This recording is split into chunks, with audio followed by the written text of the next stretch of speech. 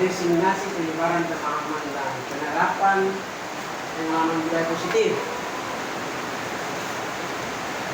Yang pertama itu ini apa itu budaya positif. Jadi budaya positif itu terwujud dari nilai-nilai atau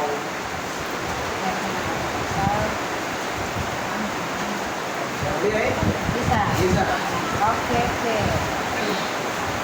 Jadi budaya positif itu merupakan perwujudan dari nilai-nilai atau nilai universal yang diterapkan di sekolah. Budaya positif dapat mendorong murid untuk mampu berpikir, bertindak, dan mencipta sebagai proses memerdekakan diri sehingga murid mampu mandiri dan bertanggung jawab. Nah, konsep inti budaya positif itu terdiri atas yang pertama itu perubahan paradigma belajar, budaya positif, disiplin positif dan kebutuhan dasar manusia, berikut motivasi perilaku manusia, posisi turun guru, keyakinan kelas, dan segitiga restitusi. Jadi ini nanti program yang beta sebagai guru penggerak jalankan nanti di sekolah, dan itu mungkin diharapkan juga imbasnya ke teman-teman guru semua. Itu harapannya. Yang pertama, pembelajaran dengan paradigma baru. Jadi pembelajaran dengan paradigma baru ini membelajarkan pembelajaran yang dirancang berdasarkan prinsip pembelajaran berdiferensiasi, sehingga para peserta didik belajar sesuai kebutuhan dasar kebutuhan dasar berdasarkan tahap perkembangan sesuai teori psikologis modern untuk mewujudkan profil pelajar Pancasila. Jadi kita punya pembelajaran sekarang sasarannya itu harus di profil pelajar Pancasila. Nah, disiplin positif itu pembiasaan atau hal baik yang mencakup sikap, perilaku maupun tutur kata oleh seluruh warga sekolah. Ingat, oleh seluruh warga sekolah, ini atau guru juga termasuk Bapak Ibu, agar dapat berkembang menjadi pribadi yang kritis, mandiri, dan bertanggung jawab. Jadi sebagai pendidik, tujuan kita itu menciptakan peserta didik yang memiliki disiplin diri sehingga mereka berperilaku mengacu pada nilai-nilai kebajikan universal dan memiliki motivasi dalam diri menuju perubahan perilaku ke arah yang lebih baik. Ini pasti memang itu semua mentambahkan, tapi dalam proses sekarang itu melenceng. Oke, yang ketiga, kebutuhan dasar manusia, Bapak Ibu. Jadi untuk menangani siswa itu pada intinya manusia punya kebutuhan dasar. Jadi kalau itu nanti tangani siswa, ada kebutuhan dasar yang perlu kita pahami dulu. Yang pertama, nanti kebutuhan dasar manusia merupakan suatu yang kita lakukan untuk mendapatkan apa yang kita inginkan. Nah, seluruh tindakan dilakukan menjadi tujuan. Nah, semua usaha terbaik yang kita lakukan agar kebutuhan dasar kita itu terpenuhi. Nanti kita akan untuk kasus tadi kebetulan baru khusus tangani itu nanti itu tujuan diseminasi ini. Jadi kenapa sih tadi hisap kayak gitu? Itu nanti ada di sini. Karena diseminasi ini tujuannya untuk siswa-siswa yang bermasalah kayak gitu. Nah, kebutuhan dasar manusia itu ada 5, Bapak Ibu. Pada intinya ini bukan beta kadang-kadang ini berdasarkan hasil penelitian dan kita ambil dipelajari dalam buku terakhir. Jadi kebutuhan dasar manusia itu dirangkum secara garis besar itu ada 5. Yang pertama, bertahan hidup. Nah, bertahan hidup itu tergolong di dalamnya itu makanan, pakaian, tempat tinggal, dan keamanan serta kesehatan. Itu termasuk dalam kebutuhan hidup. Yang kedua itu kasih sayang dan rasa diterima. Rasa diterima sendiri, dipedulikan, berbagi kerjasama dan menjadi bagian dalam kelompok. Lalu yang ketiga, penguasaan. Dalam penguasaan itu ada harga diri, keinginan untuk dianggap memimpin, berprestasi, diakui dan didengar. Lalu kebutuhan dasar manusia yang keempat itu kebebasan. Kebebasan mandiri, memiliki pilihan, mencoba hal baru dan mampu mengendalikan arah dirinya. Serta yang terakhir kesenangan, bermain, humor, antusias, dan tawa. Nah ini kebutuhan dasar yang dirangkum untuk nanti kita akan mengetahui kenapa siswa dia berperilaku seperti kayak tadi itu. Kayak tadi Bu Susi tangani itu, seharusnya kata kalau pakai metode ini kita harus tahu dulu dia punya kebutuhan dasarnya apa. Dari 5 ini dia termasuk di mana. Itu maksud dari di sini. Yang keempat kebutuhan dasar manusia. Kebutuhan dasar manusia itu ini masih kebutuhan dasar manusia sesuai yang tadi. Ada hukuman, konsekuensi dan restitusi. Ini yang sering terjadi di sekolah. Jadi kita di sekolah itu ada 3 tahapan yang kita biasa tangani siswa. Itu ada hukuman. Ini yang sering dipakai di semua sekolah, bukan untuk sekolah ya. Yang pertama itu tindak hukuman. Jadi hukuman ini contoh tidak terencana atau tiba-tiba murid tidak tahu apa-apa yang akan terjadi, tidak tahu apa yang akan terjadi, lalu bersifat satu arah. Setelah itu berupa hukuman atau hukuman fisik atau psikis. Ini kayak tiba-tiba siswa datang terlambat lalu kita pukul, itu hukuman. Dan itu nanti itu disarankan tidak boleh dipakai sekarang. Tujuan pendidikan sekarang kan makanya dibuat undang-undang itu, undang-undang untuk tidak pukul siswa sehingga nanti itu tidak berlaku. Tapi memang tidak akan bukan hanya di sini, bukan hanya di Maluku, semua atau Indonesia masih pakai hukuman ini karena hukuman lebih efektif kayaknya. Lalu konsekuensi. Nah konsekuensi ini bagian yang kedua dari menangani siswa tadi itu. Ini termasuk kebutuhan dasar manusia, yaitu terencana atau dia beda dengan hukuman. Hukuman tadi tiba-tiba, tapi kalau konsekuensi itu terencana atau disepakati sesuai dengan peraturan. Jadi contoh ada siswa terlambat, kita sudah atur bahwa kalau terlambat ini kotor. Nah itu berarti siswa sudah tahu dia konsekuensinya kalau terlambat apa. Lalu murid tetap dibuat tidak nyaman. Sikap guru selalu memonitor murid. Jadi itu konsekuensi dari aturan-aturan yang dibuat. Biasa aturan dibuat itu ada konsekuensinya. Konsekuensinya punya bagian-bagian ada 3 itu. Yang beda dengan hukuman tadi. Lalu restitusi. Nah restitusi ini yang paling disarankan Bapak Ibu. Ini yang paling disarankan untuk kita menangani masalah-masalah murid di sekolah. Jadi yaitu proses menciptakan kondisi bagi murid untuk memperbaiki kesalahan. Jadi kalau kita dapat kayak tadi sakit itu, kita tidak mendikte langsung pukul, tidak. Itu disarankan menggunakan metode restitusi. Restitusi nanti metodenya kayak apa? Nanti kita lihat di slide berikut. Yang kedua dari restitusi proses kolaborasi mengajarkan murid untuk mencari solusi sendiri. Ini yang disarankan ya Bapak Ibu, ini yang betul dari tujuan pendidikan kita itu disarankan untuk kita di sekolah pakai metode restitusi. Nah ini ada 5 posisi kontrol guru. Ada 5 posisi kontrol guru untuk menangani siswa-siswa yang bermasalah tadi. Ini tadi nanti kita akan bisa lihat tingkah laku yang kita selama ini lakukan untuk menangani siswa itu kita posisi ada di mana. Yang pertama penghukum. Penghukum kayak tadi sudah dijelaskan itu secara tiba-tiba lalu sampai kepada hukuman fisik dan psikis itu. Lalu pembuat merasa bersalah ada sebagai teman, ada pemantau dan manajer. Nah ini kita lihat secara rinci satu-satu. Yang pertama penghukum. Penghukum itu rata-rata guru.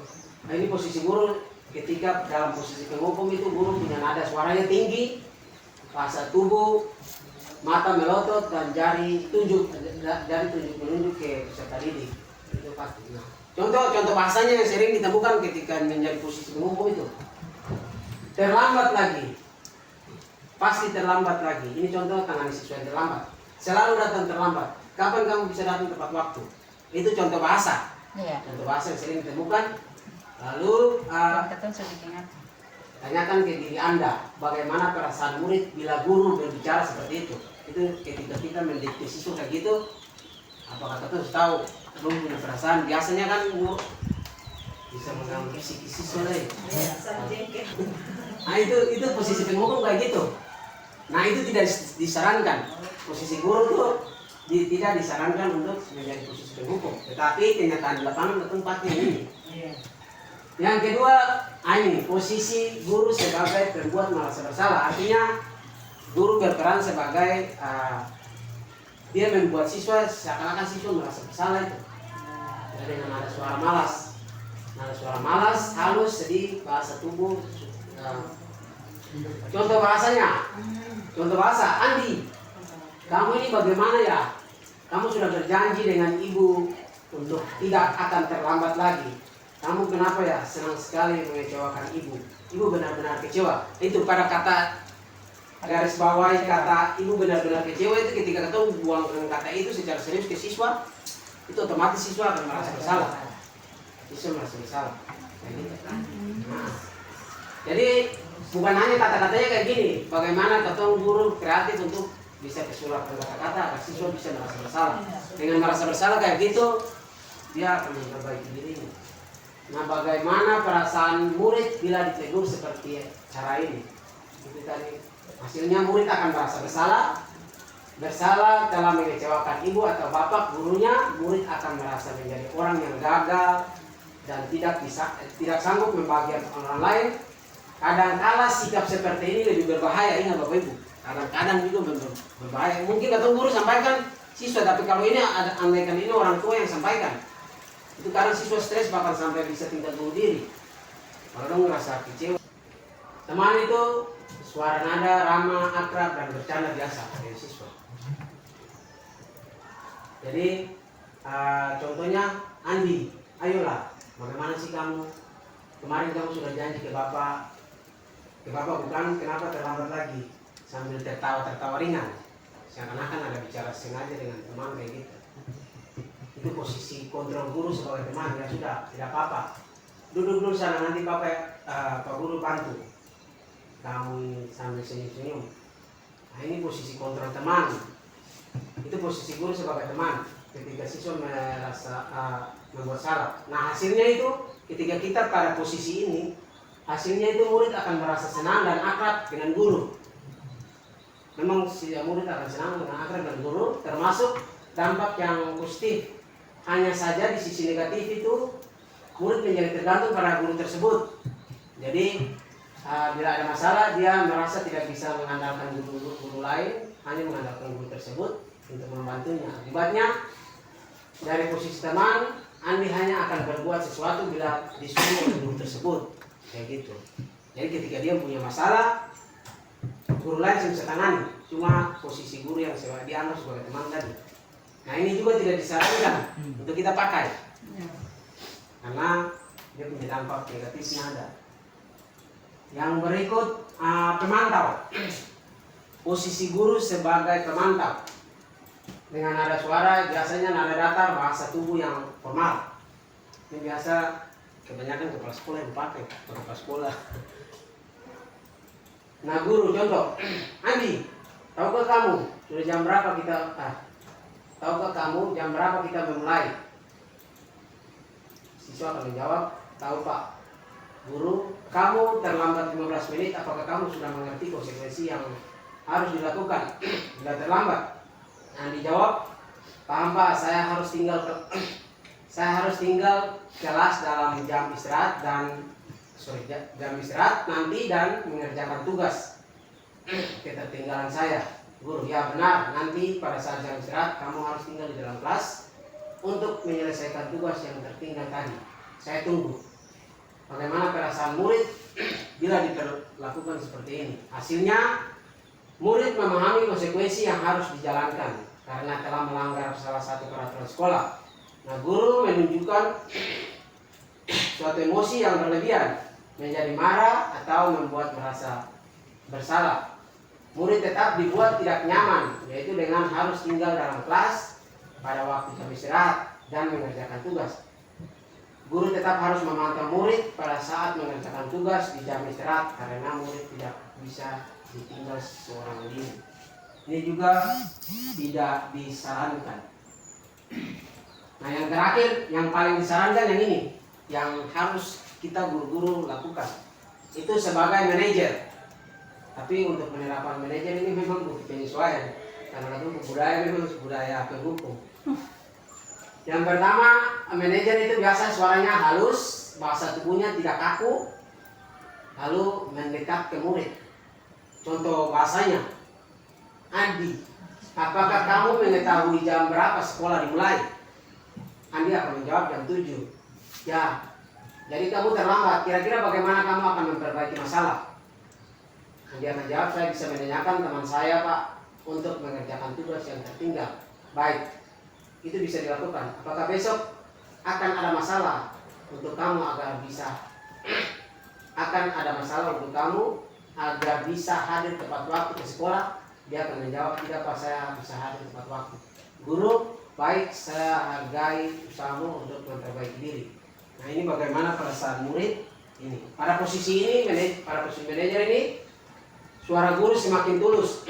Suara guru sebaiknya tulus, tidak terlalu marah, tidak terlalu meninggikan suara, apalagi menunjuk-nunjuk jari ke murid, pinggang atau bersikap seolah-olah seolah-olah menyesal. Tampak sedih sekali akan perbuatan murid ataupun bersenada gurau. Jadi pada posisi manajer ini fokus pada murid, bukan untuk membahagiakan guru atau orang tua. Jadi murid sudah mengetahui adanya suatu masalah dan sesuatu perlu terjadi. Bila guru mengambil posisi pemantau, guru akan melihat apa konsekuensi, apa peraturannya. Namun pada posisi manajer, guru akan mengambil tanggung jawab pada murid untuk mencari jalan keluar permasalahannya, tentu dengan bimbingan oleh guru. Jadi disarankan itu kita posisi guru ketika menangani siswa yang bermasalah itu pakai posisi manajer. Kayak tadi kasus kayak Ibu Susi tangani tadi itu kalau bisa pakai posisi manajer. Di sini ada contohnya kayak gini, contoh lebih nyata. Ada videonya. Mana dia?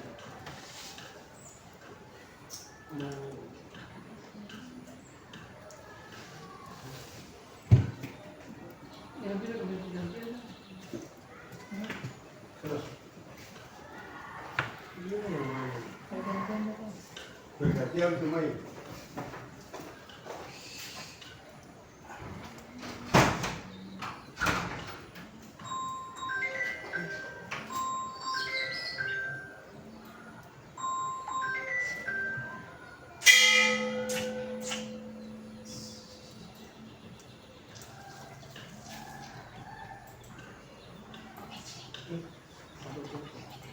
Tahu dia tunggu.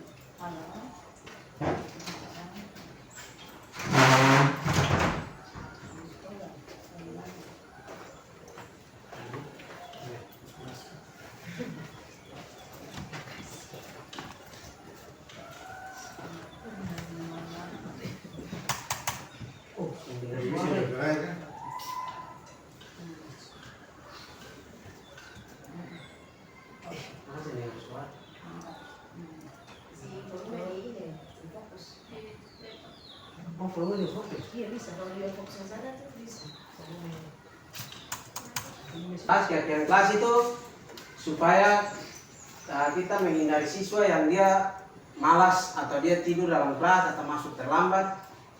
Itu langsung buat keyakinan kelas, lalu nanti ditempelkan di kelas supaya ketika diwajibkan untuk semua warga kelas hafal, supaya ketika dia masuk terlambat kita bisa tanyakan keyakinan kelas. Nah, tanyakan keyakinan kelas itu kita kolaborasikan dengan tadi posisi manajer tadi itu. Posisi manajer tadi. Jadi ketika dia masuk terlambat, tanya ke dia jam berapa harus masuk di kelas. Lalu keyakinan kelas apa yang sudah dia langgar. Contoh terlambat tidak masuk kelas tepat waktu. Setelah itu baru tanyakan dia bisa memperbaikinya atau tidak. Dan itu tentunya kontrol harus dari guru. Dan ini sebagai biasanya keyakinan kelas itu wali-wali kelas yang bikin. Oh, 12 mil sudah ada ya? Oh, 12 is. Ya. Ini tentang keyakinan kelas dan segitiga restitusi. Bapak Ibu, ini segitiga restitusi. Jadi segitiga restitusi itu suatu proses dialog yang dijalankan guru atau orang tua agar dapat menghasilkan murid yang mandiri dan bertanggung jawab. Nah, segitiga restitusi itu membantu murid memiliki tujuan, disiplin positif, dan memperbaiki dirinya setelah berbuat salah. Restitusi bukan untuk menebus kesalahan, namun untuk belajar dari kesalahan. Itu segitiga restitusi, ada 3 tahapan, nanti kita akan lihat satu-satu. Yang tahapan pertama, menstabilkan identitas. Jadi Bapak Ibu, kita diharapkan ketika menyelesaikan masalah itu pakai metode ini, segitiga restitusi. Yang pertama, menstabilkan identitas. Itu tahapannya berbuat salah itu manusiawi, itu contoh. Untuk menstabilkan identitas, contoh kayak tadi Ibu tangani siapa tadi? Ishak. Itu ketika kita bicara dengan dia untuk menstabilkan identitas agar dia tidak merasa bersalah, itu harus ada kata berbuat salah itu biasa, manusiawi. Ibu juga pernah berbuat salah, contohnya kayak gitu. Itu untuk maksudnya untuk menstabilkan identitas itu. Nah, tidak ada manusia yang sempurna, kata-kata ini. Itu untuk menstabilkan identitas. Lalu Bapak kata Ibu juga pernah melakukan kesalahan.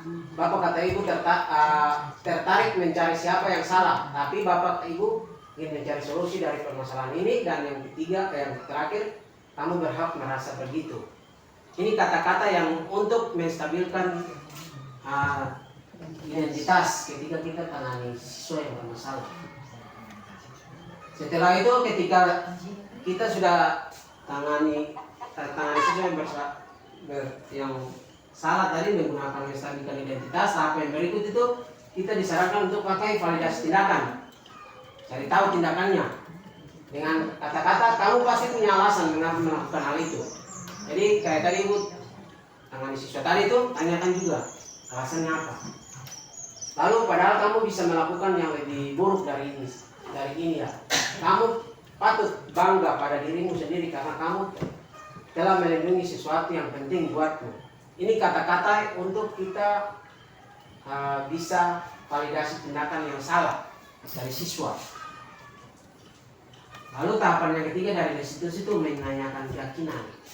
Nah, contoh keyakinan yang kita sudah buat di kelas atau di sekolah, itu kita tanyakan.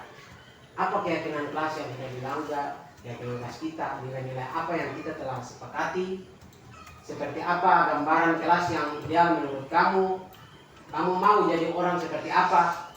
Ini kata-kata ini kita pakai tanya, tetapi sebelum tanya menggunakan kalimat-kalimat ini, itu harus punya keyakinan sekolah atau kelas dulu. Ya itu sudah mungkin sampai situ saja Bapak Ibu. Ini tentang menangani siswa yang bermasalah menggunakan metode restitusi. Sampai sini kita sampaikan terima kasih para Bapak Ibu yang sudah meluangkan waktu. Ya, terima kasih Bapak Ibu. Sama-sama. Iya Pak? Iya, ini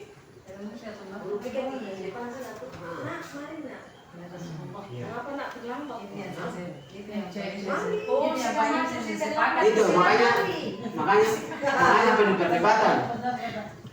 Jadi kalau betul tangani siswa, apalagi anak-anak di bagian timur Indonesia, bisa pakai metode kayak gini. Ada betul mau panggil untuk bicara, saya bisa terus lari. Jadi salah satu-satunya kita pakai posisi hukum itu sudah. Pegang rotan, merontak. Barang kalau semakin kakak kasih kayak restitusi, kenapa datang terlambat? Aduh, besok bikin lagi.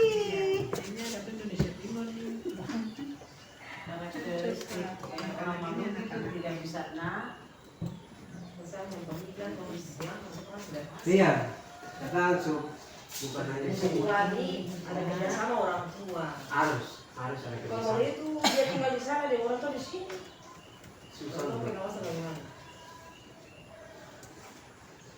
Jadi begitu, ini cuma Kepedulian. atau mau bikin kayak begini saja, cuma kondisi budaya yang berubah. Kata-kata yang betul salah, itu bilang bodoh. Iya. Bodoh bilang jatuh. Iya, kami. Kata-kata itu Kalau binatang. ibu kambing. Bodoh kambing, goblok, nau-nau. Aku terganggu. Cuma kalau Kita tuh emosi. Udah. biasanya kalian terbawa emosi Kalau kalau bicara lembut juga tidak berpengaruh pada siswa. Ah. Kenapa? Siswa SMK makna yang makna sendiri. Iya. Ya. Iya. budaya Ini yang menjadi memang kesalahan. pemahaman Dia sendiri makna sendiri. Dari dua siswa. iya Emosinya rata-rata. Rata-rata dong kenapa? Di sini bicara lombo-lombo, bisa dulu. Bisa jadi dulu. Cara halus-halus. Mana yang saya tahu? Bahkan bicara goblok saja dong lah masih tersenyum dengarkan. Jadi itu bagus. iya kadang datang sampai Bahkan kita ke semua sebutkan, kata-kata kamu pantas dipanggil binatang. nah itu masih senyum-senyum ternyata Kata saya tanya. Lalu bagaimana? Kan tindakan kamu kan udah begitu. Jadi apa yang tadi disampaikan sudah diterapkan tapi begitu ya ketegangan. begitulah tergantung kondisi budaya dengan Untuk sering apa? Kira-kira apa materi selama ini di guru penggerak kan? Dengan kenyataan ketemu perkembangan sekolah ini bagaimana? atau memang seksi dari maksudnya yang masih kurang-kurang tuh kira-kira di mana? Menurut Pak materi yang mana? iya jadi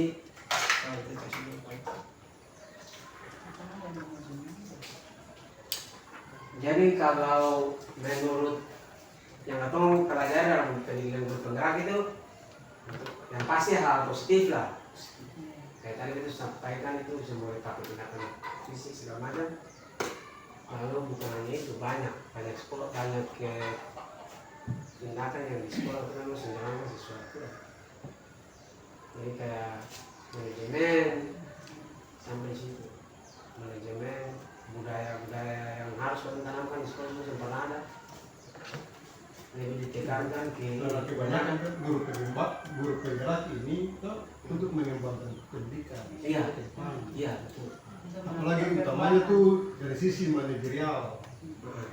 Nah, itu persoalannya tadi kita berbicara ke siswa ini kembali ke bagaimana kita memanage kita dulu. iya jadi harus kita dari Setelah kita diri sendiri. termanage, di situ ada motivasi dari kita sendiri. Iya.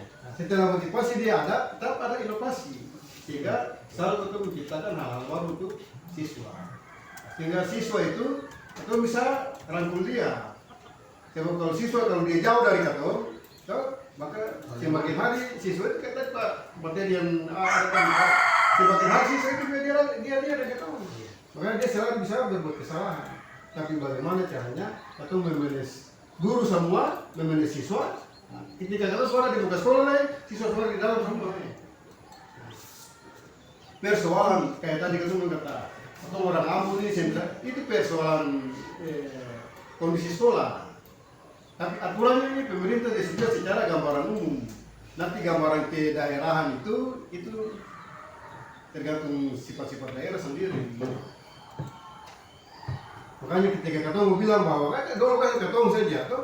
Sekarang ini kan di ujung rontang ada penjara. Iya kan? Tapi ketemu kan di ujung rontang ketemu berhasil. Iya. Ada ilmu. Ada penjara. Penjara. Atau Kalau malah di Jakarta ini kan undang-undang perlindungan anak ya. Kekerasan kan bully. Kalau dulu kan ujung ada ilmu. Sekarang dulu kan pakai fisik. Sehingga kenapa sekarang kan kemarin tuh udah bilang tuh Pak Pendamping tuh. Kenapa kepala sekolah sekarang harus diangkat jadi guru penggerak? Karena tadi diajarkan tentang materi tentang bagaimana memanage guru, kemudian bagaimana memanage siswa, supaya sekolah ini bisa dikembangkan. Sebab kalau Pak kasih materi itu kayak begini Pak, tapi kalau kondisi yang ada di sini pasti bikin perubahan, saya gagal. Sebenarnya begitu tuh? Ya udah Pak ini katong, Pak kamu ini, Tanjung, semua tahu panggil siswa seperti itu. Tuh, sesama katong saja, karena katong kan sering, tuh. Mesti seperti begini. Yuk, Ibu Tuti, yang kalian kalau panggil siswa tuh mesti begini ya, tidak boleh di ruang ini, misalnya harus punya ruang sendiri. Begitu tuh? Jadi Pak Kapten juga kan menjaga, kan? Pokoknya bisa jadi guru penggerak. Ini kan di hadapan katong, bukan guru penggerak.